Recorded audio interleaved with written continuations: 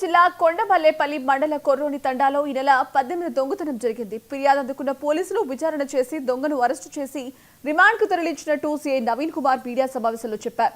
ఇంటి తాళాలు పగలకొట్టి కేతావత్ బాధ్య కేజీ వెండి 1,50,000 నగదును దొంగిలించినట్లు విచారణలో ఒప్పుకున్నట్లు సీఐ వివరించారు.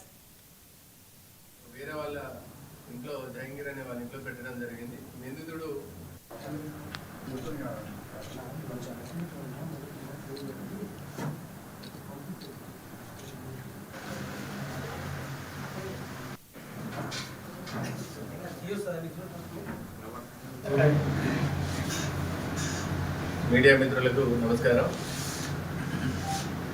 ఈ నెల 18 నైట్ కొండమల్లపల్లి మండలంలోని కుర్రోంతండ గ్రామంలో జరిగినటువంటి దొంగతనం కేసులో ఫిర్యాదు ఇచ్చినటువంటి ప్రకారం వాళ్ళ ఇంటిలో ఉన్నటువంటి ₹1,50,000 క్యాష్ని, అదేవిధంగా సుమారు కేజీ వెండి నగల్ని దొంగతనం ఎవరో గుర్తులేని వ్యక్తులు దొంగతనం చేసిరనే కంప్లైంట్ మీద కొండమల్లి పోలీస్ స్టేషన్లో కేసు నమోదు చేయడం జరిగింది.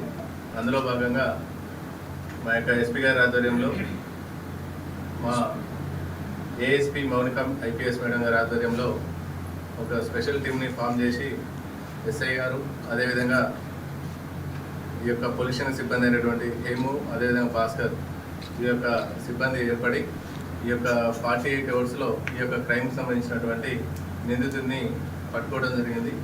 ఈ యొక్క నిందితుడు కూడా అదే గ్రామానికి చెందినటువంటి బజ్జా అనే వ్యక్తి, అతని యొక్క బజ్జా అనే వ్యక్తి ఈ యొక్క దొంగతనానికి సంబంధించినటువంటి కేసులో ఈరోజు అతడు గ్రామంకి చేరుకున్న సమాచారం మీద మేము అతన్ని వెళ్ళి, నేను అదేవిధంగా మల్లెపల్లి ఎస్ఐ గారు, అదేవిధంగా మా యొక్క స్టాఫ్ అందరూ వెళ్ళి అతన్ని అప్రహెన్షన్ చేయడం జరిగింది.